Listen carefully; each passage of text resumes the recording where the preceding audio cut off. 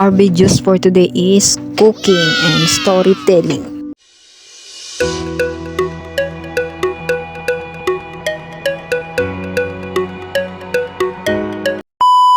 Hello mga kamali, wala lang intro. Ito na naman tayo, nag-i-slice ng luya para sa lulutuin nating steam na isda. Ayan, i-slice natin ng pahaba. Ayan. Tapos, ayan na yan. Nakikita nyo, ayan. Pangalawa is, nag-ano ako slice ng mushroom. Ang mushroom nila dito sa Hong Kong is iba't ibang klase. Basta ang dami nilang klase na mushroom dito. So, ayun na nga. So, storytelling tayo kasi first time ko nag-abroad sa buong buhay ko. Ayun na nga. Pagpunta ko dito is na homesick. Tapos, yun lang, nakaya naman. 6 years na ako sa amo ko. Ayan, ang hinugasan ko tong gulay, choy sampala. Ayan, para gagawing gisahin ngayong gabi. Yun na. Tapos ayun na nga, madami akong pinagdaan dito sa amo ko. Tapos pumupunta kami sa Lula araw-araw kasi hindi ko pa alam lutuin yung Chinese na mga menu. Yun, doon muna kami sa Lula. Nag-o-observe ako sa mga niluluto niya.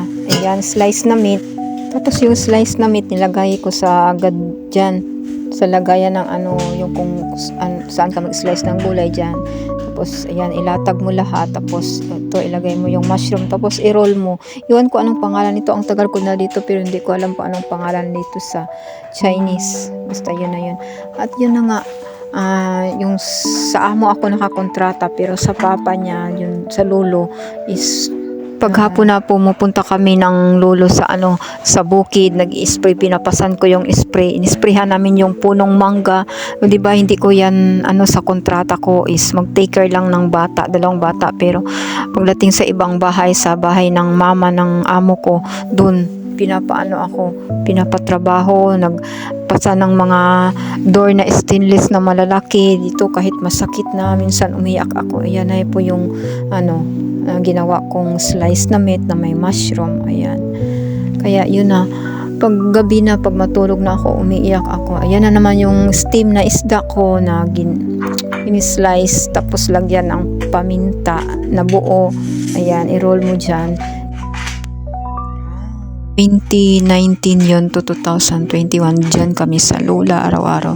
Tapos above that, dito na kami sa amo ko ngayon. Sa hirap, kaya mong tiisin lahat, di ba? Kahit saan ka mapunta. Nilagyan mo ng seasoning, yung steam na isda, lagyan ng Chinese cooking wine. Yun kasi sa kanila dito. Sa atin is pinaksiw na isda, pero sa kanila dito sa kumukulong tubig, doon mo ilagay, i-steam mo yung isda. Yun lang dito sa kanila, easy. Ayun, umaakyat kami sa sa puno ng mga lungan.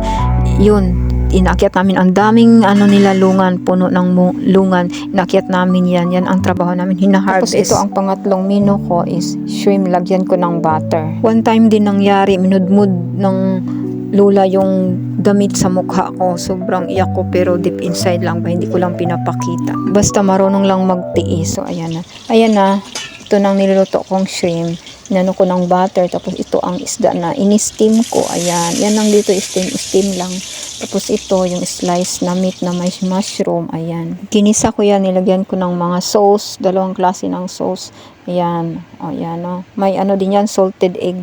Yung hinalo ko, ayan, yung isda na may madaming sibuyas, dahon, toyo. Sa awa naman ng Diyos, magsi 6 years na ako next year, April. Thank you for watching.